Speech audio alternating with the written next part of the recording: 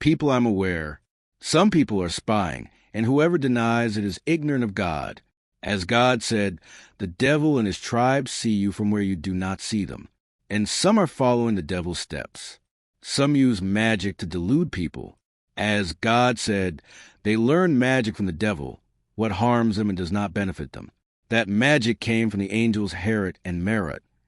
They were sent as a temptation. It divides between a man and his wife. But it does not harm except those whom God allows to be harmed.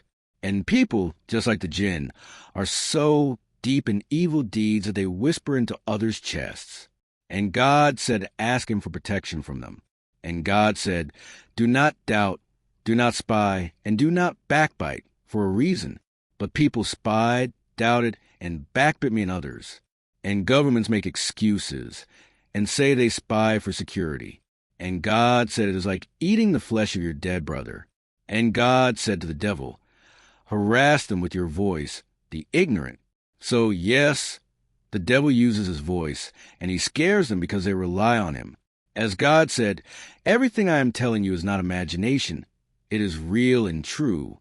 And they inspire each other with beautified speech to make the bad seem good.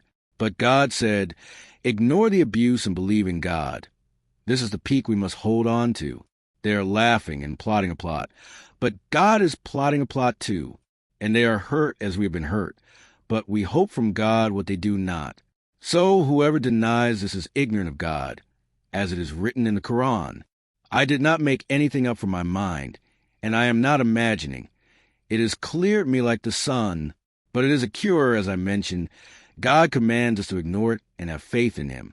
And whoever follows God's guidance, as he said, there is no fear upon them, nor shall they be sad. God is above all. I hope you are aware too.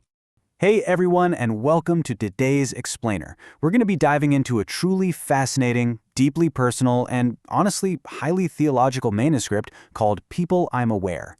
What makes this text so captivating is how it literally splits the entire world right down the middle into two distinct forces. You've got the visible stuff happening right in front of us, and then these invisible, unseen elements that the author is absolutely convinced are operating just out of sight. Today, we're going to give you a comprehensive overview of how this author makes sense of life's struggles by mapping them onto this epic cosmic battlefield. All right, let's just jump right in because this text, it definitely does not waste any time. It immediately plunges us into this incredibly intense mindset where earthly observers and unseen entities completely overlap. The author connects the very physical, earthly act of people spying on you with this ultimate invisible surveillance, what they call the devil and his tribe. So right from the jump, we're being asked to look at reality through this wild lens where paranoia about real-world threats is actually validated by theological scripture. To the author, you aren't just being watched by people, you're being watched by forces completely outside our dimensional view. Pretty heavy stuff, right? So let's start with a quick overview of the text itself. To really get a grip on what's going on here, we have to look at the author's core premise, which is basically built on this striking duality. The overarching worldview in this manuscript is this totally unique blend of very personal, everyday grievances, feeling spied on or gossiped about by peers or authorities, but it's interwoven with deep Islamic theology. The author isn't just complaining about bad neighbors or intrusive governments. No, they're elevating those earthly problems into a massive spiritual narrative. In their eyes, every human struggle you go through is split into two spheres. On one hand, you've got hidden spiritual battles, think demons, angels, divine tests. And on the other, you have tangible earthly conflicts like rumors and surveillance. To this author, you literally cannot understand your earthly problems without first understanding the spiritual forces driving them from behind the scenes. Which brings us to our next major theme, the threats from the unseen. The author actually lists specific spiritual elements that they believe are actively manipulating our physical world. Let's break these dangers down. First, we have the devil and his tribe, who are constantly watching from the unseen. Then there's magic, actively being used to delude people. We also have jinn, which, if you're not familiar, are unseen spiritual beings in Islamic theology, literally whispering into people's chests to inspire evil deeds. And finally, there's this harassment via the devil's voice, which the author claims is used to scare the ignorant. Now, I really want to emphasize something here. The author is absolutely not treating these elements as metaphors for bad luck or mental health struggles. To them, these are very real, literal threats operating right here in our world. Now, what's especially fascinating to me is the specific theological lore the author pulls in to back up their claims about magic. They reference Harut and Marut. In Islamic tradition, these are angels who are actually sent down to Earth as a temptation, basically a test for humanity. The text specifically notes that the magic learned from them is used to divide between a man and his woman. It's a really striking detail to include because it takes the author's claims about unseen magic and grounds them firmly in ancient, established scripture. But there's a crucial caveat the author makes here, and it's a big one. Even with all these chaotic, unseen forces swirling around, demons watching, magic tearing relationships apart, jinn whispering, none of it has ultimate power. The magic only harms, quote, those who God allow it to harm. Basically, the author is establishing a strict hierarchy. Yes, the unseen threats are totally real, but they are entirely subjected to divine permission and control. All right, let's pivot to the third section, spying and earthly deception.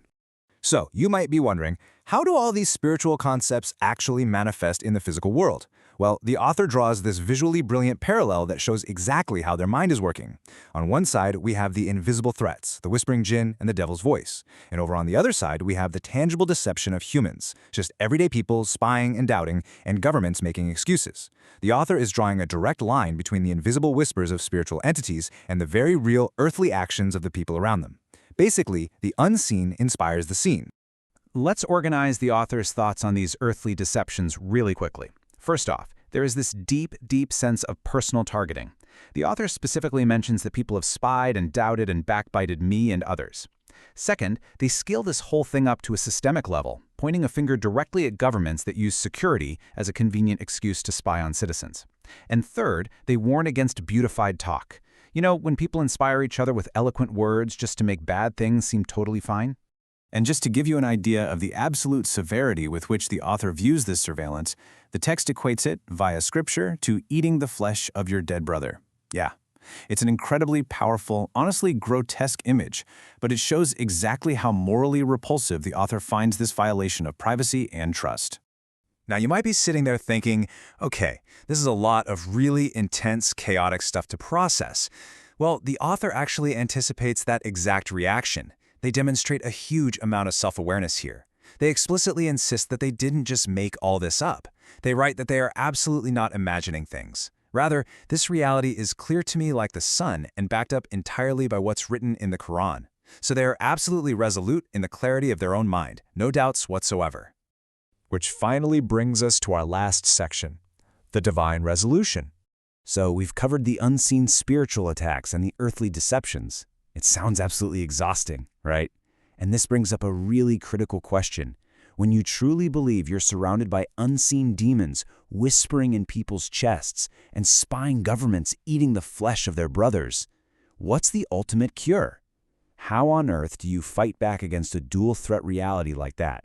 Well, the author provides a surprisingly simple, almost stoic, three-step resolution. Step 1, ignore the abuse. Just let it happen, don't even engage. Step 2, believe in God. And Step 3, relinquish fear entirely. The author calls this combination of ignoring the negativity and maintaining faith the peak we must hold on to. In the end, it's not actually about fighting the magic or fighting the spies. It's about spiritually rising above all of them. This beautifully illustrates the author's incredibly comforting view on divine justice. Because while their enemies, whether we're talking spiritual or human, might be plotting and laughing, the author notes that they are hurt as we have been hurt. They're vulnerable too. But there is an ultimate equalizer here. God is plotting a plot too. And the author's side has a massive advantage. They wish from God what they don't. This mindset completely neutralizes the power of both the earthly and the unseen attackers. Which leads us straight into this beautifully calming scriptural conclusion. For all the intense talk of demons, magic, and government surveillance we saw earlier, the text ends on a note of absolute peace. And who follow God guidance, as he said there's no fear upon them, and don't they be sad, as God is above all. This literally neutralizes all the fear and chaos that was established in the earlier parts of the text. It is just a complete, resounding victory of faith over paranoia.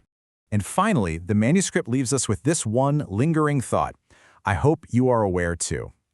It's such a brilliantly provocative way to end things. The author just laid out an entire universe of hidden threats and divine rescues, and now they're turning the camera directly onto you.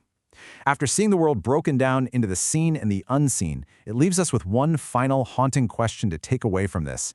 How aware are you of the invisible forces shaping your own reality? Thank you so much for joining me for this explainer, and I'll catch you next time.